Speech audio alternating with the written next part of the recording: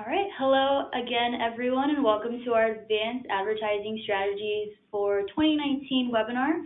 Thanks for taking the time to join us today. My name is Persephone. I'm the webinar coordinator here at CPC Strategy, now part of Elite SCM, and I'll be your host for today's webinar. I'll introduce you to our presenters shortly. Today, I just want to go ahead and give a quick timeline of our webinar. So today we'll have our in-house Amazon experts unpack Advertising Console, DSP, Amazon DSP, and Amazon Creative. And then just to go over our logistics slides, if this is your first CPC strategy webinar, welcome and hope to see you attend future CPC hosted events in the future. Before we begin today's presentation, I wanted to discuss a few logistics. You can submit questions in the chat box to the right. I'll be sure to add it to our queue for the Q&A at the very end for our speakers. More resources in the handout section to the right. Please let me know and I'll try to shoot in the back end if you're unable to receive these. And then lastly, the webinar is being recorded and I'll send you the recording for your reference and to share with your colleagues later this week. Now, a little bit about CPC Strategy. We were founded in 2007. CPC Strategy is a retail-focused performance marketing agency that drives paid media strategy and management for brands like those you see on this slide. Our Amazon Sales Acceleration Program is the industry-leading growth solution for brands on Amazon. And last year, CPC was acquired by Elite SCM.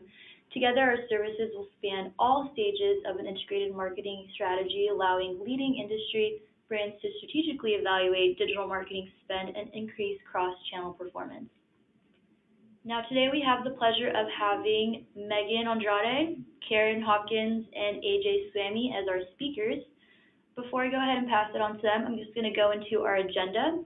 Today we'll be covering a lot of advanced high-level content. On the agenda, we'll be starting off with utilizing different ad types, sponsored products, and sponsored brands, diving into Pats and Eats next.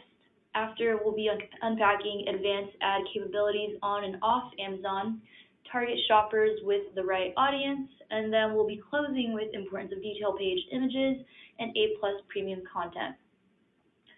Alrighty, and then just to get the juices flowing, I'm going to go ahead and launch our first poll question.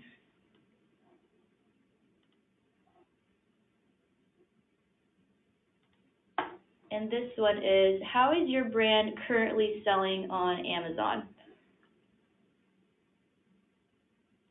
And you can go ahead and select from there. We have multi-channel, branded e-commerce site, Amazon Marketplace, and brick and mortar. I'll go ahead and leave this up for just a few more seconds. Alrighty, and then I'm going to go ahead and close the poll for our audience. Alrighty, and as we came to a close, it looks like the highest was multi-channel, which is no surprise now. And then second place came Amazon Marketplace, third place branded e-commerce site, with brick and mortar coming in last. So with that, I will go ahead and pass it on to our first speaker of the day, Megan Andrade. Okay, awesome. Hi, everyone. I will be going over the ad console today. So as you can see on your screen, this is just the full Amazon advertising funnel. So specifically, we will be going into sponsor brands and sponsor products today. There are also product display ads, and that's available on the AMS side, but we won't be going too into depth there. So if you go to the next slide, you'll see that the power of the ad console triangle. So as you travel down the triangle, you can use different types of campaigns to focus on your goals. So the reason Seller Central and AMS are so powerful is because not only is Amazon a huge e-commerce platform, but customers are actively searching and ready to buy. So a little bit different than Google, where you're searching for blog posts or more information. Amazon, usually people are ready to purchase a product. So by advertising and competing with your own competitors, you're increasing your product visibility, your organic position, and the most important thing, you're acquiring new customers that wouldn't have seen your product or your brand before. And so if you utilize everything correctly, you will see efficient ROI and you can control things and focus on your goals. So looking at the different ad types, just reiterating, we will be going into sponsored products and sponsored brands. The product display ad is on the right-hand side, and that's just focusing on the product detail page. And then we will jump right into sponsored brands first.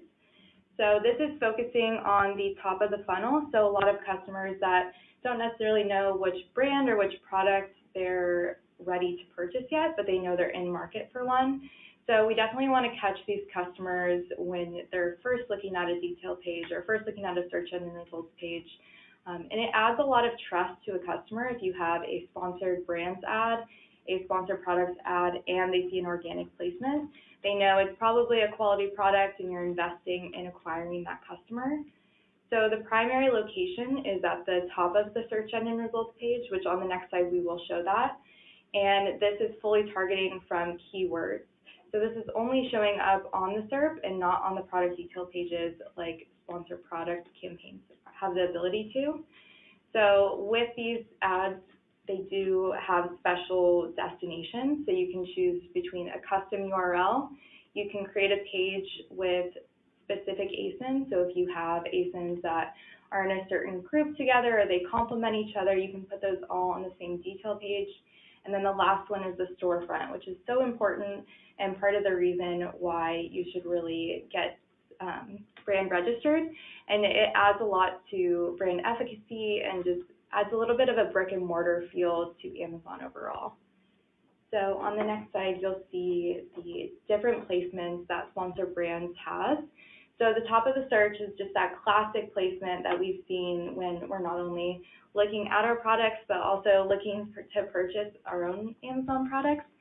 So this is classic. It has either a logo or a product image, a small slogan, and then usually has those three products at the top. And then recently, in the last couple months, Amazon did develop the bottom of the search placement. And this looks slightly different than the top of the search. You can have a logo, you can have a product image, slightly less information. I would definitely go ahead and download your placement report within Advertising Reports and adjust and see how you're performing for sponsored brands campaigns based on this placement data.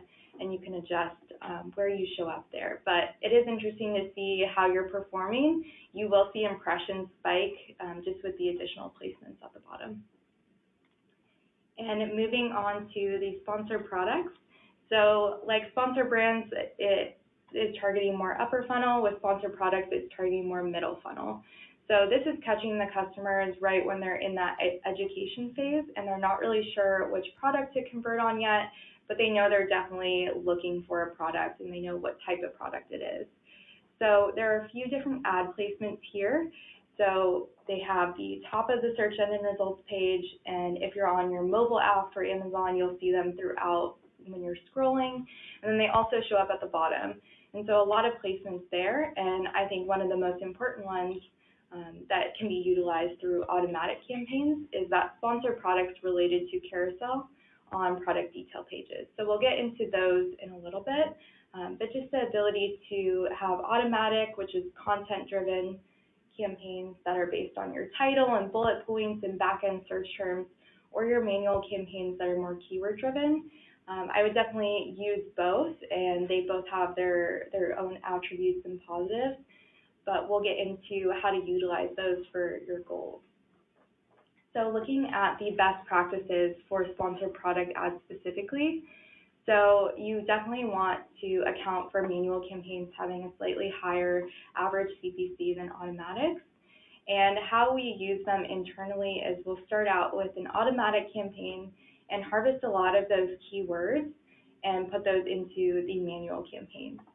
So we want to continue running the automatic campaigns even after the initial keyword harvest, because we do receive a lot of great information about consumer behavior and how customers are finding our products. And then another pro tip for you all is if you do want to push more volume, you should enable Bid Plus on your sponsored product campaigns, which will allow Amazon's algorithm to push up your bid if it picks up that you could possibly convert or be at the top of the SERP. So that's really important if you want to push more volume, if you want to get in front of more eyes. If you do want to be more efficient, I would actually turn that off and possibly revisit that down the line. But overall, this is definitely the type of campaign that you would want to start out with, and this is available for both 3Ps and vendors. So specifically for automatic campaigns, these are essential for any seller to start out with. A lot of questions that we get from sellers are, well, why don't we just do manual campaigns if we already know which types of keywords we're showing up for and want to convert off of? And that's because we never really know how consumer behavior changes throughout the year, throughout the month, and it also depends on a lot of holidays and things that come up. And so customers will tell you what you're relevant for based on the keywords that they are searching for. And so if you just add in the keywords from the beginning and never really update it, you're never going to be competing specifically with your competitors and meeting the customers halfway where they want to find your products.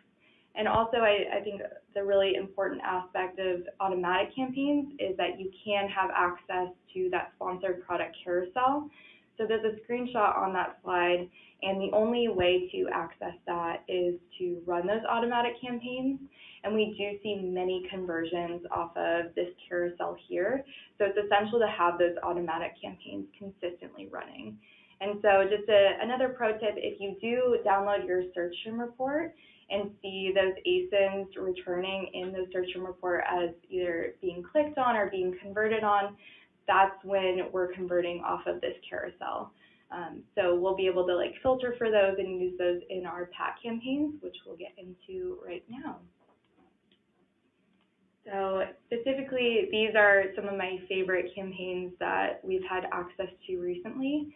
And so this is a relatively recent update for Amazon as well. So these are available in manual sponsored product campaigns. So at the bottom, you're able to focus and pick product targeting. And so as you can see in the screenshot below, you can click on product targeting or category targeting. And so you can pick it based on your goals as a campaign. So if you want to be more efficient, I would definitely choose product targeting, and we'll get into how to actually download that and pick those ASINs. But with category targeting, you're kind of casting a wide net out on Amazon and being able to target people's detail pages, target your own detail pages, but you can also refine your targeting. And I think this is really important for a lot of brands, just to be able to target products that are similar to theirs or those that customers are most likely to convert off of. So on the right-hand side, you can see the category targeting. You can target by brand, you can target by price range and star ratings. So just to give you an example of how you would want to use that, let's say our product is relatively expensive for the marketplace and our competitors. So we would want to target the products that are more expensive than ours. Then another example is if you have a product with 3 stars, you wouldn't necessarily want to target those products from competitors with 5 stars. So you want to make sure that you're targeting products that are similar to yours, that customers are more likely to purchase. So looking at adopting product attribute targeting campaigns, you'll want to create a new campaign just as you would a manual, and how you pick the product attribute targeting is just towards the bottom of the page. So my favorite way to go about this is actually downloading the search term report for the last 60 days. And like we mentioned earlier, if you filter for any search terms containing B0, that will give you all of the ASINs that are applicable and that customers clicked on to find your product. And so if we filter for those, my favorite way to kind of filter through the ASINs and pick the ones that are most applicable to use in our PAT campaigns is to filter for any of those that have converted 2 or more times. And again, this is more for efficiency-focused goal.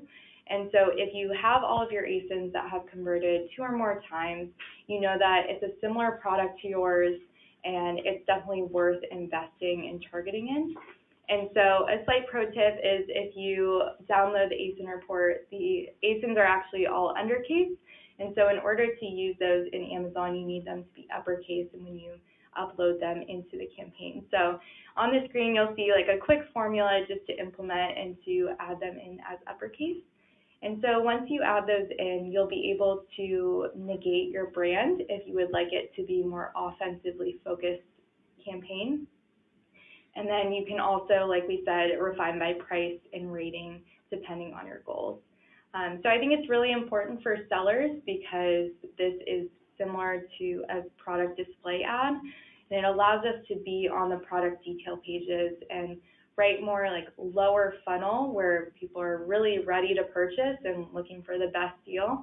And so if we're focusing on like an offensively focused campaign, we're focusing on competitor product detail pages, those that are similar to ours, or if we're trying to create brand efficacy using category targeting. And then with PDAs, you can also do defensive campaigns, which is why you should do defensive PAT campaigns if you are a seller or even if you are a vendor. So it allows you to show up right below that add to cart button. And so if you want to defend your space and make sure that no other competitors are targeting your space and kind of stealing away those conversions right before that customer adds that product to their cart, you can target your own space. And my favorite way to do this is if you have multiple products. I always like targeting my detail pages with products that are more expensive. So it's an upsell always. You always want to be able to show products to customers, but it's always a great idea if that can potentially be an upsell for you as well. So looking into enhanced auto targeting, so internally we call them EATs, and this is basically all new automatic campaigns. So when Amazon updated this, these are the only option when you create a new automatic campaign. And so this allows us for a lot of new targeting methods. So on the right-hand side of your screen, you can see the bidding methods that are now available for us. So the first one is the campaign bidding strategy. So you can do dynamic bids down, dynamic bids up and down, or the third one is fixed bids. And we'll get into the specific strategies about those in a second. And then below that, you'll see the adjust bids by placement. So now we have the ability to be able to increase our bids for top of search or product pages. So this is essential to be able to adjust based on the data that's coming in, as not only your placement data, but where customers are actually converting for you. So if we look at the next slide, specifically for the pro tips, takeaways for PAT campaigns. So we already talked about how you want to set those up. You want to download that search term report, find any ASINs that have been converting for you for competitors, and add those in as ASINs that you want to target. I would definitely have your bid pretty high for these and then adjust from there, just so you know that you're showing up and you collect enough data to make a proper decision. And then if you are focused on efficiency, if you do want to go ahead with category targeting, I would go ahead and refine by the price or by the brand, something that is similar to yours, so you're not spending and targeting a product that isn't similar. And we want to make sure that at the end of the day, the customer has the highest likelihood of purchasing your product. And then the second kind of pro tip is utilizing offensive and defensive PAT campaigns. So making sure that not only are you targeting other competitor detail pages, but you're also targeting yours. And then with each specifically, some of the pro tips I have is always start with downbid for any new or efficiency-focused campaigns. The reason why is Amazon's algorithm will kind of go off of the data of historical data for that campaign. And so if you're just starting out and you don't have any impressions and no data, it will increase that bid pretty heavily, and you'll see a lot of spend or really high ACoS without much return. So internally, we always start with downbid for any new campaign. And then eventually, you would like to move to up and down bid. So let's say you would like to get in front of more customers, you want to push volume, so that's going to be up and down bid. So Amazon's algorithm will push up your bid if it believes that there's a higher likelihood of a conversion. So internally, we have seen traffic really increase once this has been implemented. And then also, it just helps you kind of get in front of more eyes if your goal is volume. And kind of the second area that I do want to touch on is just the placement data. So a pro tip is if you go ahead and in your advertising reports and download your placement data, you can see what is best performing for your products. So let's say you have product A and it performs best at top of search and it's the most efficient.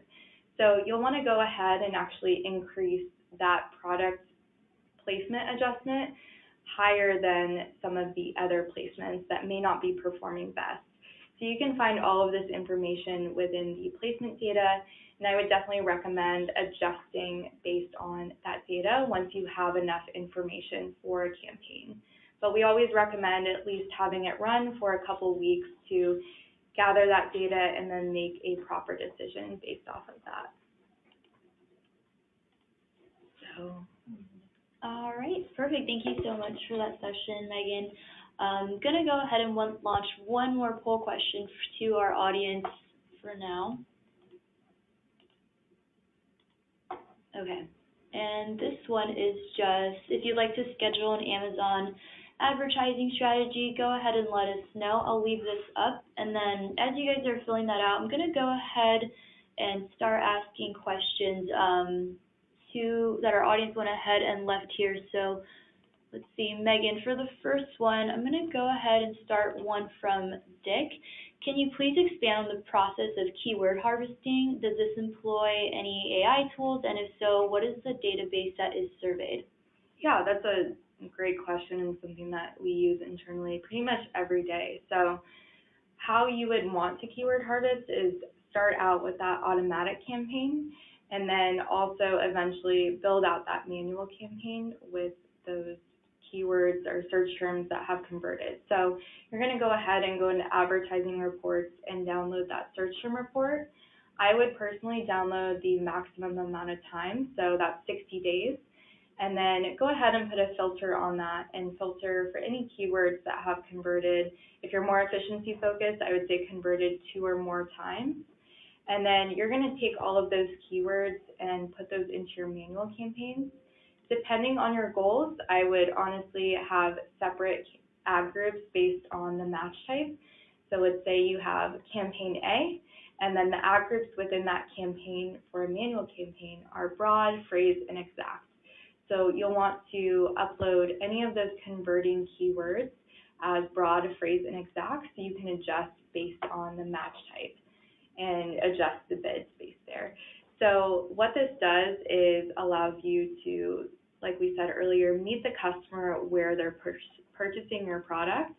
And so as consumer behavior consistently changes, and we see this a lot around the holidays specifically, is if we implement and add those keywords in and make sure that we're meeting the customer right at halfway, we're going to convert more and show up for more relevant searches. And so I would honestly recommend keyword harvesting, depending on your volume, between 1.5 to 2 weeks. So every 2 weeks, you should have new keywords in your campaigns. And so internally, it is a more manual process with CapEx. Eventually, we will have campaign linking with our new CapEx multi-channel. So we'll be able to have a more efficient and automatic way of keyword harvesting. But right now, it is based through Excel. Perfect, thank you. I'm going to go ahead and move on to the next question from Sean.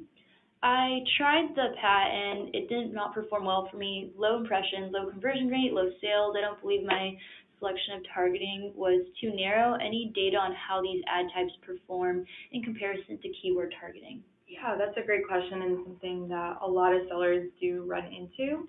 So the first thing I would do is definitely try it again. If you did try it at the beginning of the rollout, some customers do get pretty uncomfortable with change. So if they see a new placement, they may not be readily clicking on it. They may want to like wait to see what that actually is. And so I would go ahead and build out a new PAC campaign. So I would build out two specifically. So the first one would be that ASIN targeting campaign, and I would do offensive and defensive. So building out that targeting campaign with converting ASINs from your search term report is really important. And I would also increase your bid a little bit more than what you think is necessary. And then I would also look at how your product is competing with other competitors. So do we have similar reviews? Is our content on point? And are we a quality product that makes sense to target other competitors for? So if it's a similar product, then I would also implement that second step, which is category targeting. So it sounds like you want to be more volume focused. You want to see those impressions, those sales. So I would do category targeting and try to target as many brands and ASINs as possible. So with category, I probably wouldn't refine by too much. And you can download that search term report and look at the category targeting. One of the kind of strategies we implement internally is taking category targeting data and actually using those converting ASINs and putting those back into the product targeting. So I would continue testing it out. I have seen really great performance, but as you said, like it does depend on the overall vertical, how competitive it is. But I would just try a few different things and really increase your bids to see if it does end up working for you. Perfect. Thank you for that. And let's see. I'll probably ask just a couple more questions as we come to a close. I know a lot of you have a lot, so let's go ahead and jump into it. I'll go ahead and start with the top one. How do you decide which ASIN to retarget for PAC campaigns?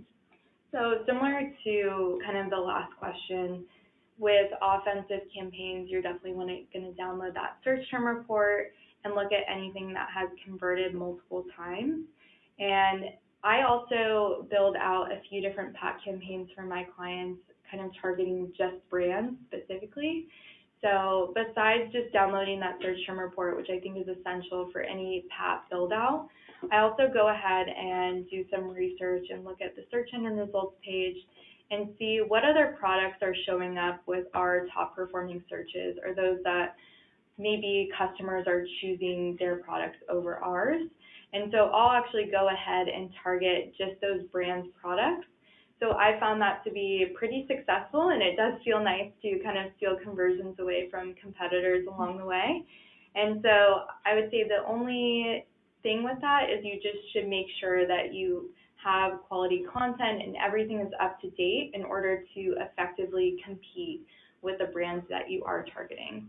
And so that would be the, I guess, pro tip that we use a lot internally, is just different methods of targeting. It doesn't have to be ASINs that have converted. You can be a little bit more creative with it and target brands or anything that you see as a complement to your product. And I've seen that be really useful and kind of an out-of-the-box way to get some more volume. Perfect. All right. Thank you so much for that, Megan. And I think we're going to go ahead and wrap it up from now. Go ahead and stay tuned. We're going to take a 15-minute break, and then we'll have our next speaker come on, Karen, as she goes ahead and unpacks Amazon DSP for us. Thank you, everyone, so much. Go ahead and stay tuned.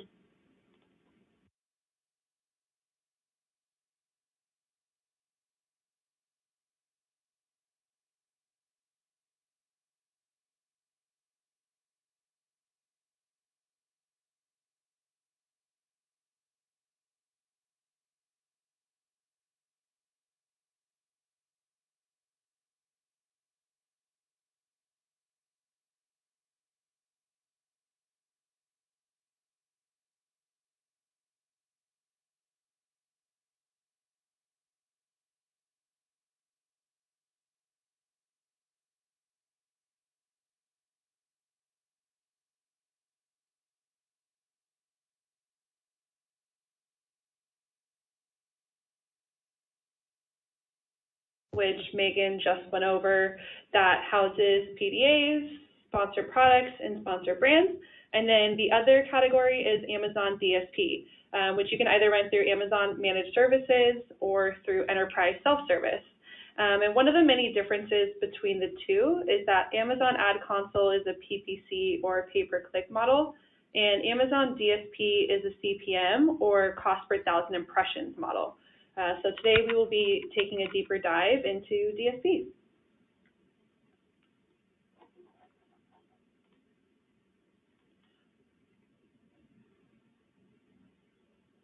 Great.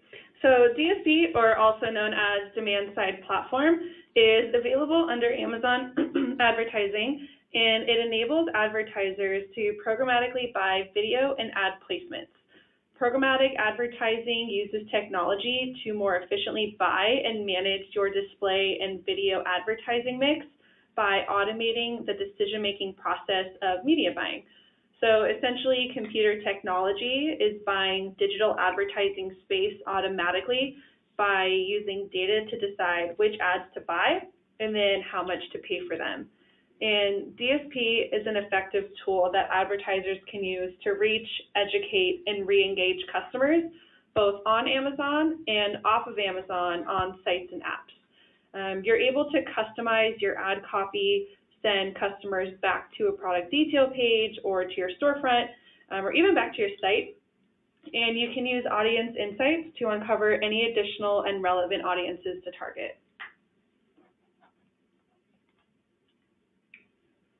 So now let's see who can use DSP. So DSP is available to brand registered sellers and vendors who sell products on Amazon, as well as those who do not, such as an insurance company.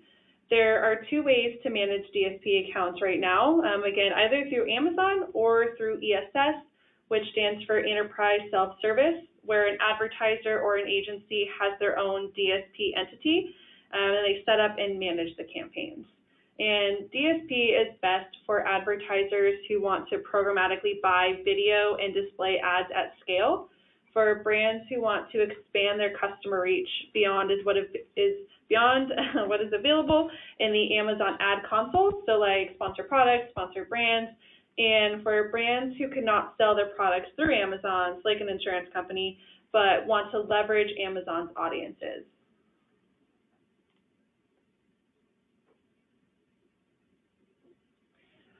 So one of the great features of DSP are the dynamic e-commerce ads, and according to Amazon, the DSP console will build multiple versions of these ads, and they automatically optimize what creative is served based on a campaign's goal. So whether that be purchase or click-through or a detail page view rate.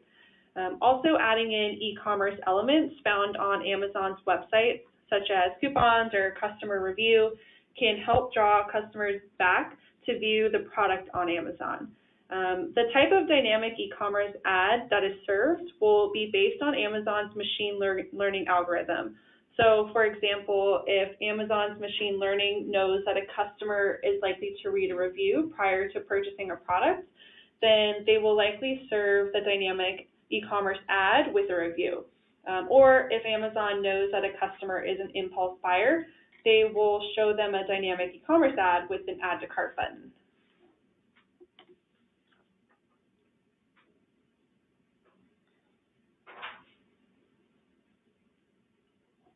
And so here you can see the different examples of ad placements for desktop and mobile displays on Amazon. So there's mobile banner ads, mobile full screen ads, and in-stream video ads.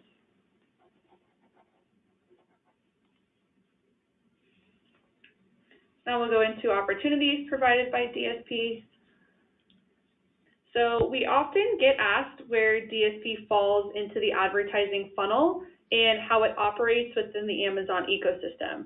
So this funnel provides a nice layout of how your ad console campaigns interact with the customer shopping experience and where you can insert your DSP efforts. We recommend running sponsored product campaigns if you do sell products on Amazon before engaging with DSP ads so that you can lay a strong foundation and begin to build your full Amazon advertising funnel from the bottom up. Because again, it would be a waste to drive traffic from the top of the funnel without capturing this new demand through sponsored products or through sponsored brand campaigns. And you can see that ad console campaigns cover mostly the mid to the low portion of the funnel and work towards driving towards a purchase, while DSP works to exhaust the whole advertising funnel from awareness to purchase. And each phase of the funnel works together to grow your overall brand presence on and off of Amazon, which is why having a multi-goal strategy is important to both capture demand and yield returns, and also continuing to fill the top of your funnel. So Amazon itself has its own demand generation and demand capture ecosystem, and your ad console and DSP campaigns can work well together. Demand capture for your ad console typically consists of branded keywords where consumers are already looking for your product or for your brand. And we can also run display ads alongside your search ads to boost visibility on and off of Amazon for shoppers that are looking for your products or for similar products. And we can also retarget shoppers that have engaged with your brand specifically. With demand generation, the traditional ad console approach would be targeting category or non-branded keywords. And DSP can absolutely help fill the demand generation element in the Amazon advertising funnel by using Amazon's own data and audiences for targeting both on and off of Amazon. So leveraging both platforms allows you to take full advantage of the demand capture and demand generation experience. All right, so let's get into building the right audience on DSP.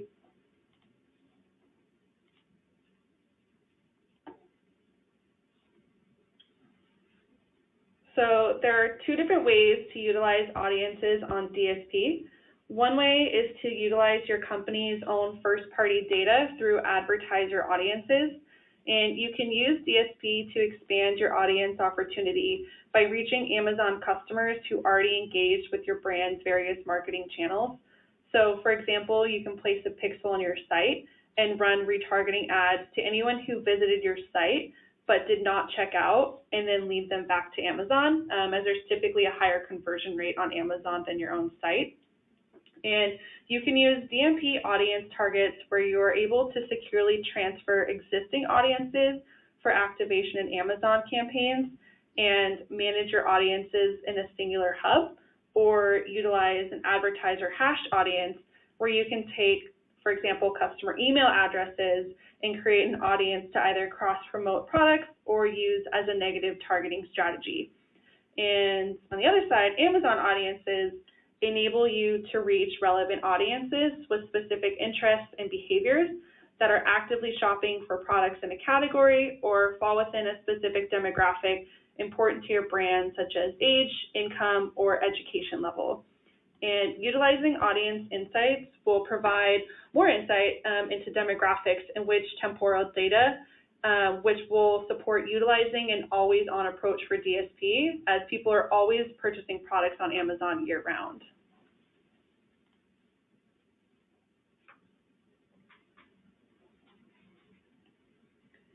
So Amazon has three different types of targeting available.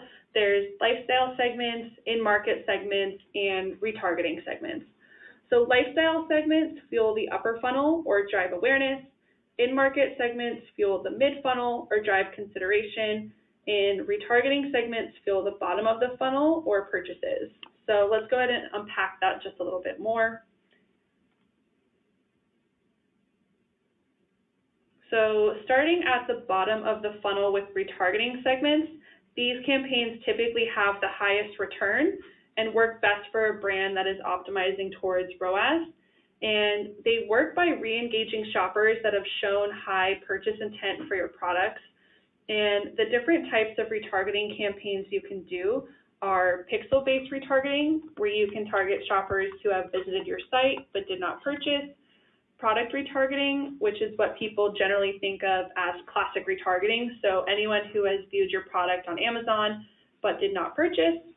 And then brand halo targeting, where you can retarget shoppers who viewed other products of your brand, which is great for cross-promoting new launches or other products in your catalog.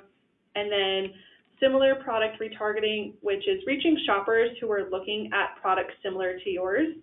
So for example, if I sell hairspray and a shopper is looking at hairspray, they could be served my ad.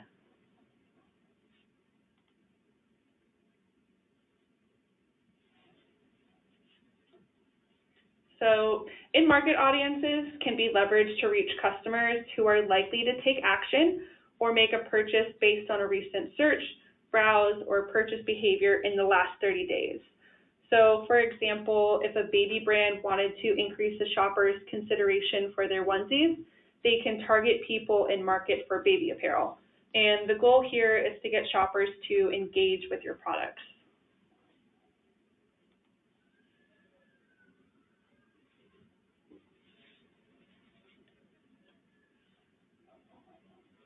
So lifestyle audiences reflect broad interest groups, and advertisers can reach lifestyle audiences to plant their brand in the minds of shoppers who have regularly shopped for related products in the past year.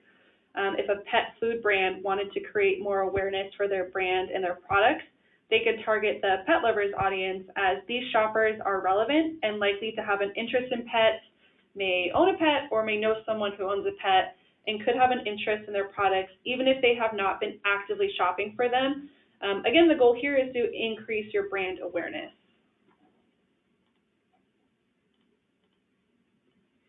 So at different stages of the funnel, you're going to want to evaluate the metrics that best match the goal of the campaign. So for the awareness stage or more lifestyle segments, in this stage, you're going to want to focus on measuring impressions and their growth month over month. Also, measuring your cumulative reach. So how many unique users are you gaining over the lifetime of your campaign? Is there growth, or has it stayed flat? And also understanding your cost through eCPM, or the estimated cost per 1,000 impressions. And then at the consideration phase, or more the in-market segments, you're going to want to measure engagement with your ads. So for example, at what rate are consumers clicking through your ad? How many clicks are you getting? Are you getting people to the product detail page? It is important to not tie a ROAS goal to these two stages of the funnel, as these stages serve to grow your overall retargeting pool, your sponsored brand and sponsored product campaigns, and increase your overall brand awareness. So if you attach a ROAS goal to either the consideration or awareness stage of the funnel, you're going to be limiting your reach. And at purchase or the retargeting stage, at this stage of the funnel, we typically do have the highest return and the highest ROAS. So here we do want to look at ROAS week over week, month over month, to see how we are trending and to see if we are effectively reaching new customers. And you can also look at the new to brand metrics, as they enable you to measure ad attributed purchases and sales of your products generated from first-time customers of your brand on Amazon over the last 12 months. And so as you invest more in the upper funnel, you should expect to see these metrics grow over time.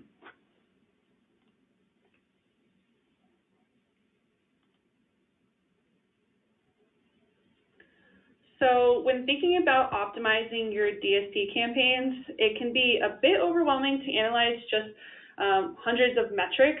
So these two questions will help guide you in making optimizations.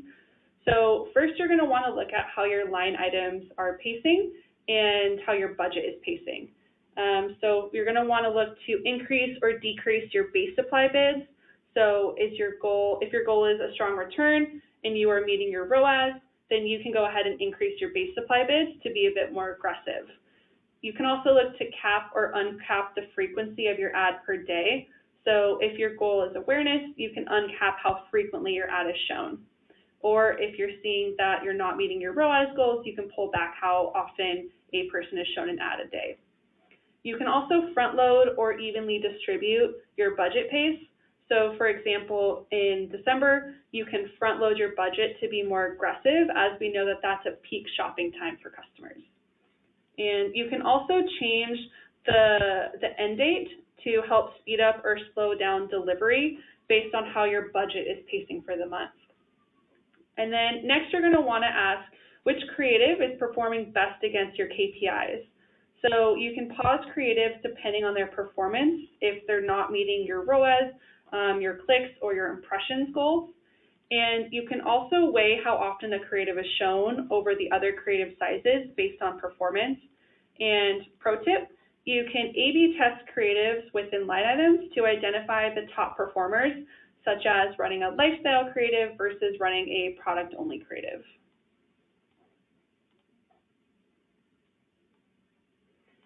So some pro tips are always keep your goal in mind before launching so you have a clear vision of what you are utilizing DSP for. And you want to identify your target audience and strategy with these goals in mind, and then optimize towards these goals for your overall long-term success. Alrighty, perfect. Thank you so much for that session, Karen.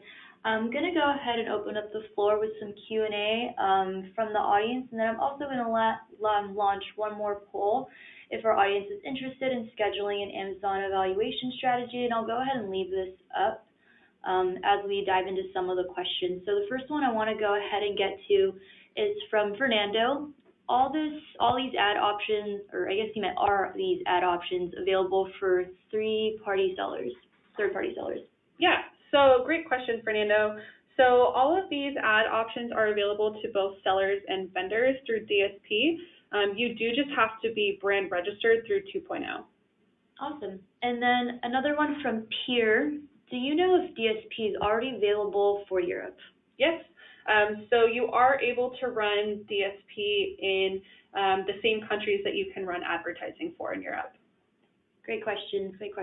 And then just a couple more for you, Karen. Would you recommend always starting with just ASIN retargeting? Yeah, great question. So I would say that having more of a multi-goal strategy will ultimately bring in the best return for your business. So while you're going to see the best return with ASIN retargeting, you're going to want to continue to keep filling the top of the funnel, which is why it's important to have a multi-goal strategy. So having those in-market and those lifestyle segments running, as you never want to see the retargeting pool dry up. You want to continue to see your impressions increase, and this overall will help you have a long-term strategy and help grow your business in the long run. Perfect. Alrighty, and then let's see, a couple more questions because I know we do have a little bit more time. ROAS is low for lifestyle and in-market segments. What metrics do you look at for success? Yeah, great question. So we know that we're going to see the best ROAS with our retargeting segments. So it's important to not look at ROAS when you're measuring the success of your lifestyle or your in-market segments.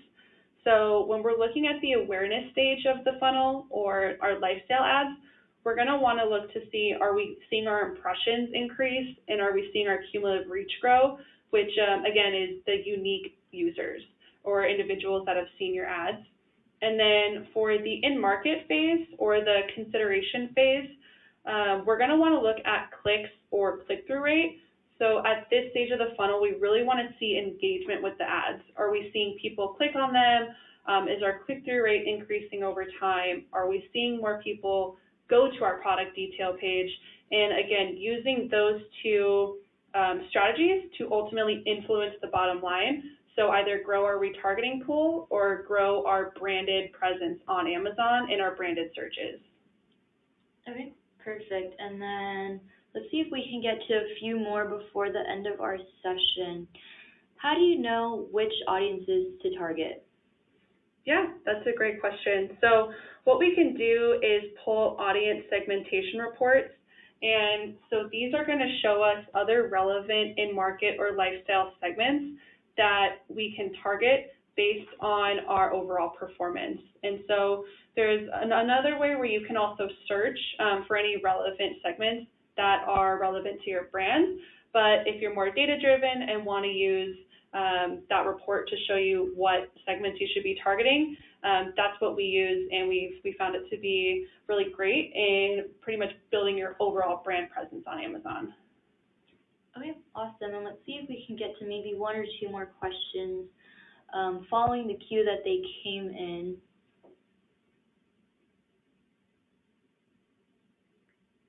All right, and then this one's from Robert. Are you seeing adoption of usage of Amazon advertising outside the U.S.? Yeah, Robert, great question. So we definitely are seeing Amazon advertising growing outside of the US. So there's lots of brands that advertise in multiple countries. There's some brands that are more present in other countries than the US.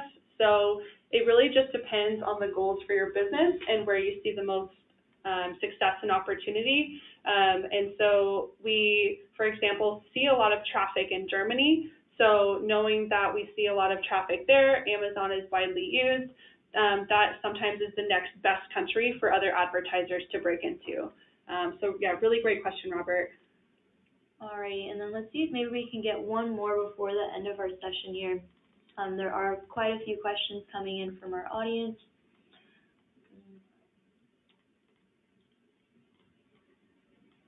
Okay, and then this one is, I think, a follow-up from Pierre.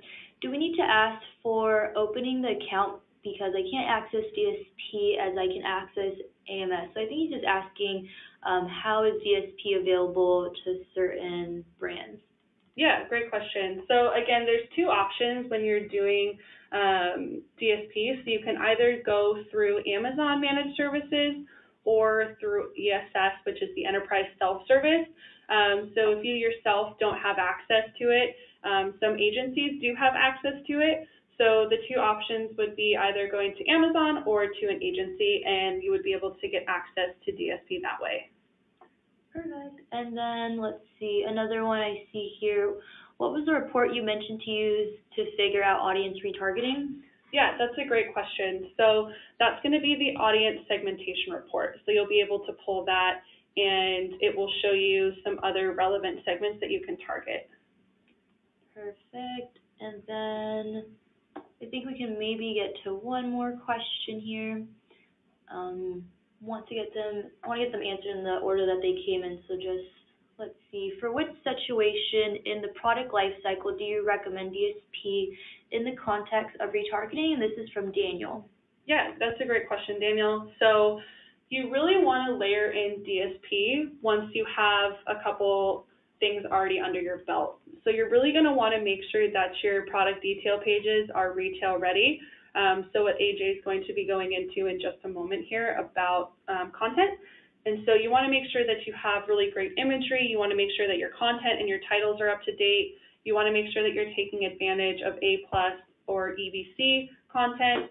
And then also you're going to want to make sure that you have a full strategy for your sponsored products and your sponsored brands. So that way, if we're growing awareness with our DSP campaigns, or we are utilizing retargeting, if somebody does come back to Amazon to type in the name of your product or the name of your brand, that you do have ads in place to capture that demand. So DSP really falls into the strategy once you have a solid foundation in terms of content and also have your ad console side ready to support the search that you might see coming from the DSP ads.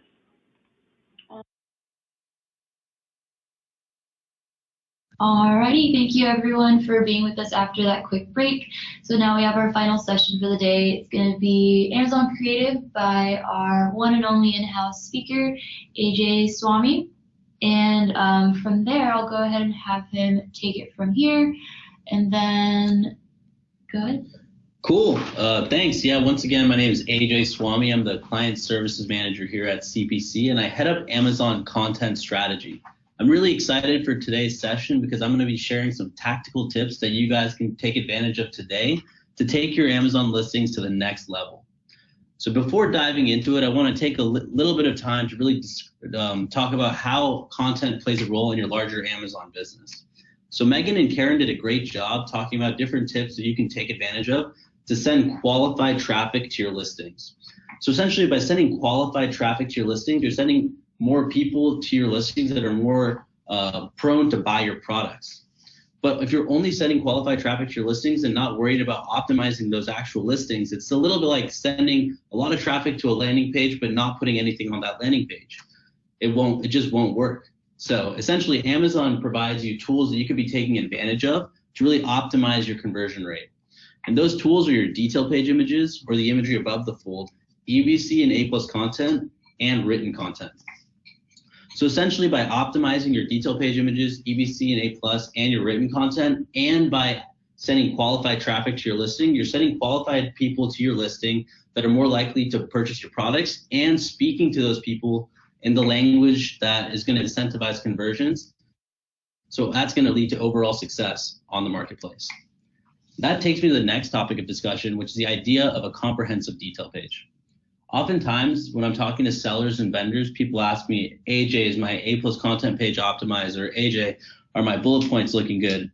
I always flip that question back at them because realistically, it's about the comprehensive message that each element of your detail page really puts forward. So your title, your bullet points, your product description, and your detail page imagery above the fold are all packaged together by your EBC page to create a cohesive message that's going to incentivize your customers to buy your products. Rather than just speak about the theory, I want to showcase an example just to show you guys what this looks like in practice. So this is a supplement product, and through product research, we identified that the main reason that people bought this product is because of its potency. So if you notice, it's a probiotic product, so 50 billion bacteria cultures indicates a high potency. And if you notice, we put that feature first thing in the title. Pro tip, for product titles, it's important to realize that when someone searches something on an Amazon search results page, the first two things they're going to interact with for your listing are your main image and your product's title. So for example, if I typed in probiotic supplement on Amazon search, I'm going to be taken to a search results page with various different listings. And the main thing that's really going to justify the initial click onto the listing is either the title or the main image. So you want to make sure you're including a distinguishing factor or a feature in your product title early on. So that way when someone's on the search results page, we're incentivizing that initial click. Also, if you notice in the detail page imagery, we have 50 billion bacteria cultures called out through above the fold as well visually with text overlays. And if we scroll down, we also notice in the EBC page, we're calling out the same feature. So it's really important to understand that when we're creating a detail page, we want to look at it holistically, and we want to make sure we identify which features that we want to communicate to our target audience, and then go into design and development and create a detail page that speaks that same message. So in order to do that, it's important that we understand who our target audience is. On Amazon, it's a little bit unique because we have to create one landing page essentially that relates to your entire customer profile. So with that being said, we want to make sure we have an understanding of who our Amazon buyer persona is. The way that you can do that is by analyzing your reviews, really understand what trigger words your customers are looking for, which features resonate the most to your consumers, and make sure if there are any questions that your consumers are asking, make sure you take note of that. We want to make sure we're answering those questions through our content. Additionally, pull advertising search terms reports. We want to make sure we understand which terms are leading to the most conversions, because those are terms that we want to be emphasizing in our content, both visually and through the written content as well. Now that we understand who our target buyer is, we want to understand, or we want to create a messaging mix to speak to that target buyer. Every listing has a mix of product level and brand level messaging. Product level messaging is really communicating those main reasons to buy, describing product complexities, and addressing those questions that people ask about your product. Brand level messaging is really telling your brand story, developing your brand aesthetic, as well as developing brand equity on the marketplace. A lot of us have invested time, money, and resources to develop brand equity outside of Amazon. So it's important to realize that we want to understand how we can translate that equity onto the marketplace as well. So that takes us to today's topic of discussion, which are detail page imagery. Essentially, detail page imagery, as I call it, are the suite of images that support the main product image on your product detail page. Amazon policy indicates that the main image or the main product image must be the main, the white background product image, but then we can actually include supporting images to showcase different sides of the product in use, or other details of the product that aren't necessarily visible on the main image itself. This is unique when it comes to retailers, because other retailer websites like Walmart or CVS don't allow for these supporting images to be created as they are on Amazon. On Amazon, we can be really creative on how we develop these images, and we can include brand aesthetic text overlays, and different lifestyle elements that other retailers don't allow us to use. So with that being said, I wanted to start by talking about the different buckets of product images. The first bucket is a photograph. A photograph is just an actual photo of a physical product. The second bucket is retouched photos. So essentially, these are photographs that we've digitally altered or enhanced in a certain way. The last bucket is a vectored rendering. So a vectored rendering is 100% digitally produced, and it's like a digital representation of your product. There are different use cases for each one of these buckets, and it's important to understand the benefits of each one so that way you can go ahead and select the right strategy for your specific products. The main thing that distinguishes whether you're going to use a photograph or a vectored rendering is the complexity of the shape of your product. For example, if you're selling supplements and your product is a really simple shape, then it might make sense to use a rendering because a rendering is going to be a perfect rendition of that bottle. Whereas if you're selling bicycles and the product is a little bit more complex in shape, it's important to realize that it might be better to use a photograph in that instance because it will be difficult to show or to showcase the different complex little nuances of the bicycle through a vectored rendering. So in those instances, a photograph would be better. It's also important to realize that the FTC really recommends that we want to keep our product images to be an as accurate representation of our products as possible. So for example, this rendering image that I have on the right, I would not use it as a main product image. The only reason that I have it on the slide is because it does a good job describing the difference between renderings and photographs. But the rendering that you would leverage on your detail page would actually be an accurate representation of your product. It wouldn't have these enhanced features like this rendering has. Next, I want to start talking about the supplemental pictures that we also leverage on our detail page. So we want to make sure that we're visually communicating the key reasons to buy that we've identified when we were doing the messaging mix exercise on our detail page. So we can do this by using different graphic design elements like text overlays, or we can also use our branded colors, and this really allows us to take our listing to the next level. So when it comes to Amazon, your average consumer is really going to be digesting your content in less than 7 seconds. So with that being said, we want to make sure that we're underscoring the features that we're communicating in our bullet points, also visually through our detail page images above the fold. For example, here, if we're looking at the listing, the only product image that we have showcased is the first main image, then the remainder of the images are really underscoring different features that we want the consumers to understand. So this really just shows you the different, creative capabilities that are available on Amazon when it comes to these images. I would also explore the possibility of utilizing lifestyle in these images as well. Lifestyle imagery really helps us relate to our customers, and when our customers land on our detail pages and they see that there's a lifestyle element, it'll help us connect with them, and it'll incentivize them to connect with our products and thereby purchase what we have to offer. The next thing I want to talk about is adding video to your listings. So if you're a seller, video used to be in beta, but now a majority of sellers have access to this feature. In order to add a video to your listing, you're going to want to click on the EBC tab or the Enhanced Brand Content tab in Seller Central.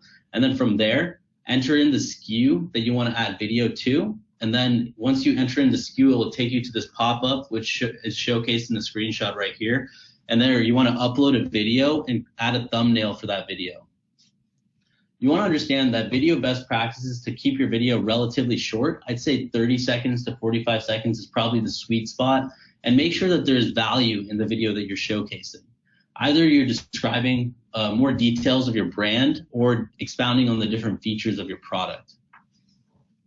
And if you're in Vendor Central as well, you can definitely add video. And the way you would do that is by, in support, you would submit a case in the imagery and video section. The next thing to keep in mind is the thumbnail that you select for your video. It's really important to select a strategic thumbnail that's going to incentivize people to actually watch the video. The thumbnail is the first thing that people are going to interact with, so definitely take the time to understand what you want to include as a thumbnail to get people to actually click and watch further. Now that we talked about our detail page imagery, I want to transition to the next topic of discussion, which is A+ Premium. I've been talking to a lot of vendors lately, and a lot of people have been asking me questions, whether it's like what the difference between A+ content and A+ Premium is, and whether it's worth investing in it for their business. So I wanted to talk a little bit about what the difference between A+ content and A+ Premium actually is. So A+ Premium essentially is an enhanced rendition of A+ content that allows for more premium modules that are interactive in nature and just take up more real estate on the Amazon ecosystem. A+ content is essentially the packaging on your digital shelf, and A+ Premium is the most premium rendition of packaging that you can possibly have. So if you're really going to invest in A+ Premium, the main thing that I would recommend is fully leverage the interactive content modules and fully leverage the different premium offerings that A+ Premium has to offer. As far as best practices, it's always important to start with a vibrant branded banner. Whether you're using A+ content, EBC, or A+ Premium, there's a lot of white space on the Amazon ecosystem, so it's really important to start with a vibrant, colorful banner to captivate your customers' attention and cause them to interact with the content that you have. Again, if you're utilizing A+ Premium, I would definitely recommend leveraging as many interactive modules as possible to showcase the values of your product and your brand. What I would recommend, if you have access to A+ Premium or if you're contemplating utilizing A+ Premium, I would start by utilizing it for your high-ticket items. Any one of the products that you sell that require extra consideration, or if your buyers are doing a little bit more research, A+ Premium will really help your product stand out, and it allows you to really communicate those detailed features that you might not necessarily be able to get across through a standard A+ content page. I wanted to show you a couple of different executions for A+ Premium pages to give you guys an idea of what's possible with these advanced modules. This first example is of Jack Black, and when we get to the A+ Premium, we notice the first module, it really takes up a significant portion of the detail page, and we're really highlighting the branding as well as talking about the ingredients of the product. We notice here that customers really cared about the ingredients, and the ingredients were really important to the brand. So we have these hotspots where if we hover over them, they showcase a little bit more of what the ingredient is, or what the benefit of the ingredient is. And if we scroll further down, we're utilizing lifestyle imagery because we also understood that people were actually using this product to keep tattoos clean or clean their tattoos. So we have a lifestyle image that if someone has a tattoo, they'll immediately be able to relate to it, and that way we're captivating that consumer as well. We're definitely leveraging video, and if we scroll further down, we have a company statement as well as a branded interactive module here. Awesome. The next example that I wanted to walk through is Bose. Bose did a really good job because they have a complex product. It's important to them to really underscore the different features that are available with the product so that way they can justify their price point. So if we scroll down, if you notice they're using a video here. Here we go. So this is my favorite module. It's the hotspot module. You can create these hotspots on your product to identify different product features. So if you have a very complex product or a high ticket item where there's a lot of features of the product that you want to underscore, then the consumer can simply hover over different elements of the product and they can see the different features that are associated with that hotspot. So this really allows us to communicate those product features for a complex product. And again, utilize video for that branded placement. The last thing I want to talk about is the comparison chart here. So standard A+ content doesn't have access to these more premium comparison charts. The standard A+ content comparison chart is not necessarily mobile responsive, whereas these comparison charts will be mobile responsive. So that's definitely a benefit. And again, these will link to their respective listings as well.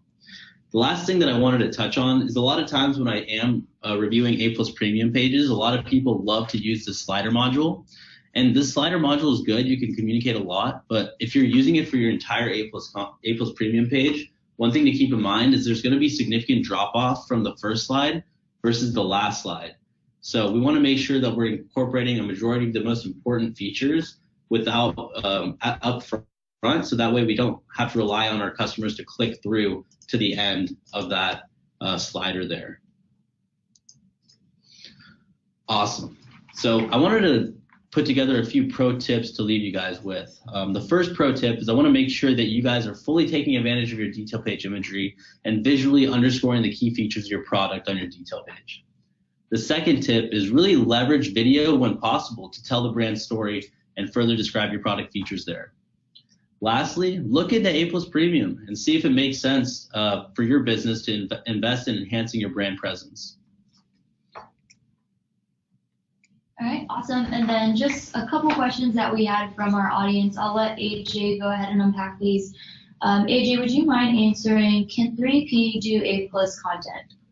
So A+ content and enhanced brand content used to be vastly different, but now recently the modules and enhanced brand content have updated, and you actually have access to pretty much the same modules in enhanced brand content that you do in A+ content. To take it a step further, so basically if you're a third party, you have access to enhanced brand content in Seller Central, and if you're a vendor, you have access to A+ content through Vendor Central. But the difference is, the only real difference between EBC and A+ content is that EBC takes the place of the product description, whereas A+ content appears in the from the manufacturer section, so you still have the product description shown on your detail page. Okay, that makes sense. And then last question is, can you do text overlays and such when you're a 1P? I believe the guidelines are different. So the guidelines aren't really dependent if you're a 1P or a third party. It's really category specific. So if you wanted to take a better look at the guidelines for your specific category, what I would recommend is either reaching out to your Amazon rep and just asking if you have a rep and just asking for those guidelines, or you could take a look at the best sellers in your specific category and see what strategies they're currently leveraging for your detail page imagery. If they're using text overlays, that's a pretty good indicator that you could potentially be doing so as well. Awesome. And then I think that's all we have for today. Thank you to our speaker, AJ, for tuning in and unpacking the Amazon Creative portion for us. And that's all we have. So we hope to see you on our future webinars. This is Persephone signing off from CPC Strategy in downtown San Diego. Thanks, everyone. Have a great rest of your day.